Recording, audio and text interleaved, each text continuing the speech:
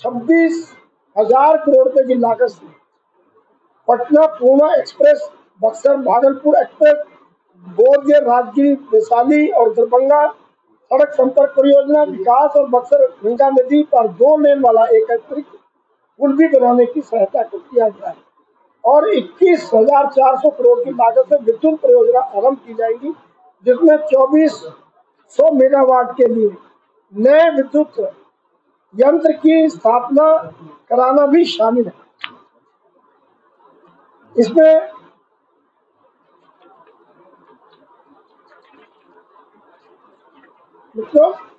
एक समावेशी मानव संसाधन विकास और सामाजिक न्याय पीएम आवास योजना, प्रधानमंत्री आवास योजना के अंतर्गत देश में ग्रामीण और शहरी क्षेत्रों में 3 करोड़ के अतिरिक्त मकानों की घोषणा की गई है, जिसके लिए आवश्यक आवंटन किए जा रहे हैं।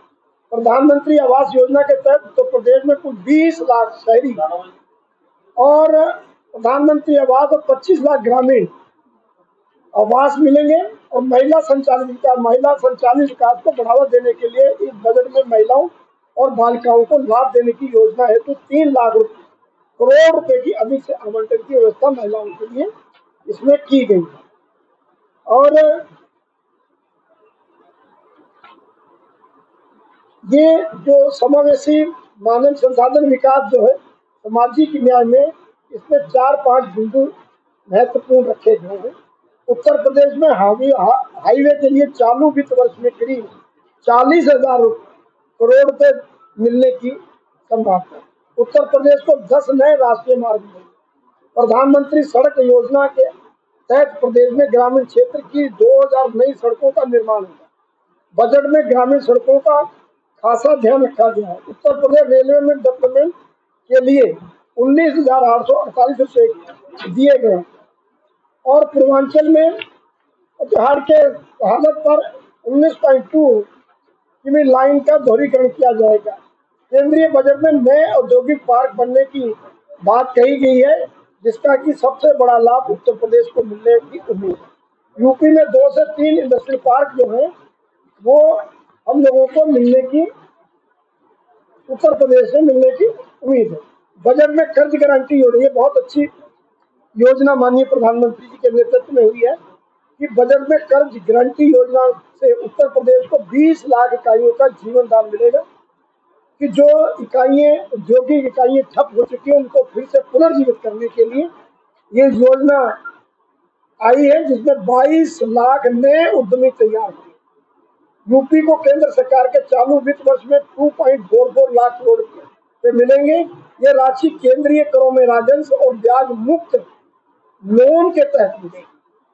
केंद्र सरकार की योजना के लिए उत्तर प्रदेश की अपेक्षित 7,000 करोड़ रुपए के बजाय 11,500 करोड़ रुपए आवंटित किए गए। केंद्र द्वारा प्रायोजित योजनाओं के लिए अपेक्षित 90,000 करोड़ रुपए से बजाय 96,000 करोड़ रुपए का आवंटित किए गए और एक उद्योग छोटे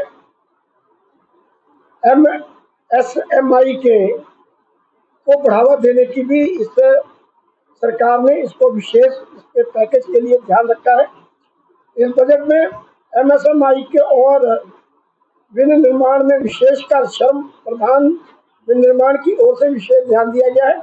एक पैकेज बनाया गया है कि जिसमें MSMI के लिए वित्त पोषण विनियामक दर परिवर्तनों को प्राकृतिक सहायता को शामिल किया जाएगा और ये बिना समर्थित तथा द्वितीय पक्ष गारंटी के बिना मशीनरी और उपकरण के खरीद के लिए MSMI को आवधिक ऋण की सुविधा देने की भी एक ऋण गारंटी योजना प्रारंभ की गई है।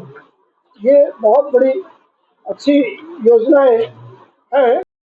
कभी कभी ये होता है कि बेटी कृषि से करना चाहते हैं या और आगे कृषि में पढ़ाई करना चाहते हैं, तो क्या निकट भविष्य में आपकी तरफ से या केंद्र सरकार की तरफ से कोई ऐसा प्रावधान होने वाला है कि इंधन की बच्चे हैं तो इससे संबंधित पढ़ाई दिल्ली को कर सकते हैं? एग्रीकल्चर यूनिवर्सिटी का कॉलेज भी कोई ना कॉलेज है ना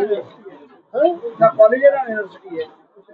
यूनिवर्सिटी तो आपकी मेरठ पड़ती है। मेरठ नहीं, नहीं आपकी लखीमपुर में है। नहीं, लखीमपुर में एग्रीकल्चर कॉलेज है बहुत बड़ा। है वैसे प्राइवेट कॉलेज है, नहीं प्राइवेट गवर्नमेंट कॉलेज यूनिवर्सिटी से रिलेटेड है, कानपुर यूनिवर्सिटी से। प्राइवेट नहीं है वैसा, सरकारी कॉलेज।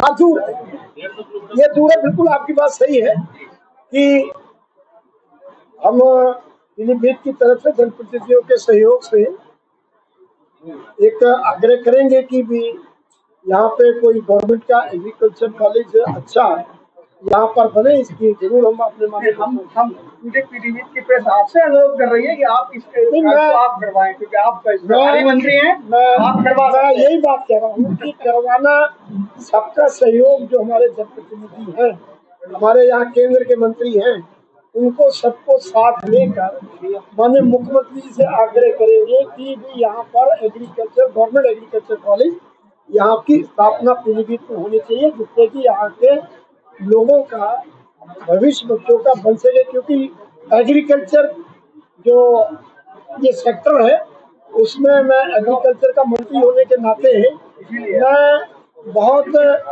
बच्चों को सुविधा देने का कि कोई भी अगर कोई एग्रीकल्चर से संबंधित कोई काम करेगा, कोई दवाइयों का करेगा, कोई बीज का करेगा, कोई मशीनरी का करेगा, कोई और कोई करेगा, तो उसमें एग्रीकल्चर का स्टूडेंट होना लाजमी है, इसलिए कि उसको रोजगार मिल सके। मंत्री जी, बजट की बात हो रही थी, आप बजट की प्रस कॉन्फ्रेंस कर रहे हैं, ये जरूरत क्यों आ पड़ी कि जिले जिले जाकर बजट को बताना पड़ रहा है? कि इसलिए बताना पड़ रहा है कि यूपी को कुछ विशेष नहीं मिला?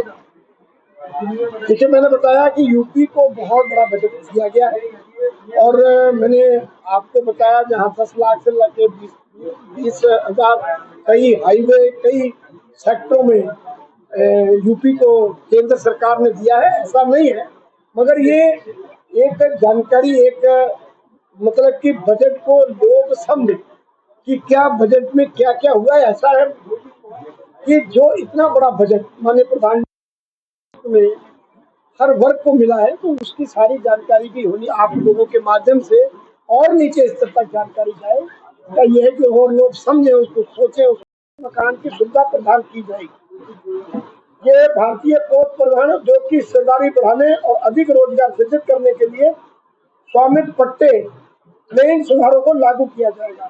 महत्वपूर्ण खनिज मिशन, हम महत्वपूर्ण खनिज के घरेलू उत्पादों को रिसाइकिल और विदेशों से महत्वपूर्ण खनिज वस्तुओं को अधिग्रहण करने के लिए महत्वपूर्ण खनिज मिशन स्थापित करेंगे, जिसके की अधिदेश में प्रौद्योगिकी विकास कुशल स्थापित करना, राज्य फ्रेमवर्क और उपयुक्त वित्त तंत्र शामिल होंगे।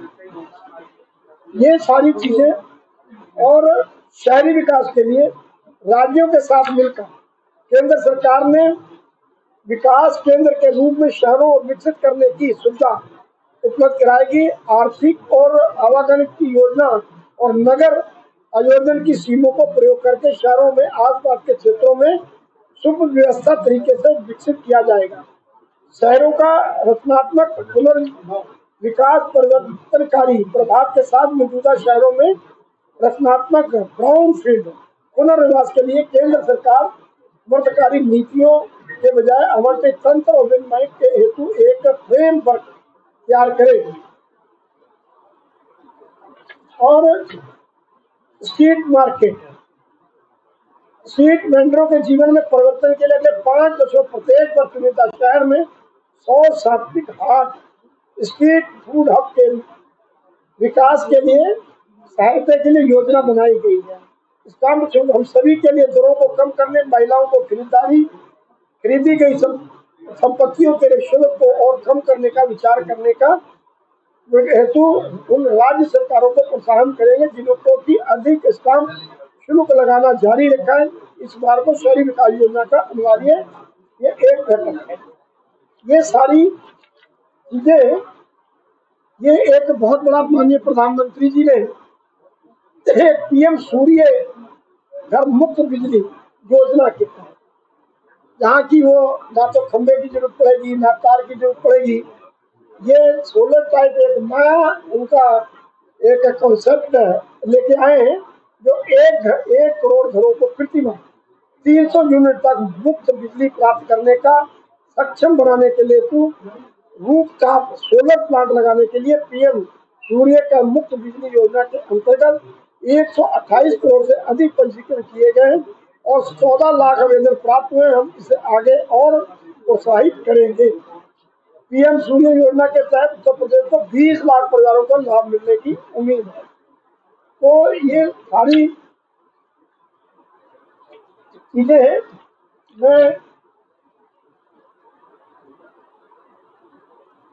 सड़क योजना का हो गया, ये सिंचाई का बाढ़, ये अभी जो विपक्ष का एक मुद्दा था कि बिहार को, आंध्र प्रदेश को, ये सारी चीजें वो जो पैकेज माननीय प्रधानमंत्री जी ने दिए हैं, क्योंकि बिहार का आप सुनते होंगे सारा नेपाल का पहाड़ का सारा पानी इधर से होकर बिहार में जाता, बहुत बड़ा किसानों का नुकसान, घरों का नुकसान, बहुत बड़ी क्षति होती थी। इसको पूर्ण करने के लिए माननीय प्रधानमंत्री जी ने वहाँ पे अपना एक पैकेज दिया है, जिससे कि उन लोगों का भला हो सके, उन लोगों की जमीन बच सके, उन लोगों के घर बच सके। ये सारी चीजें उन्होंने इसको करने का काम किया है।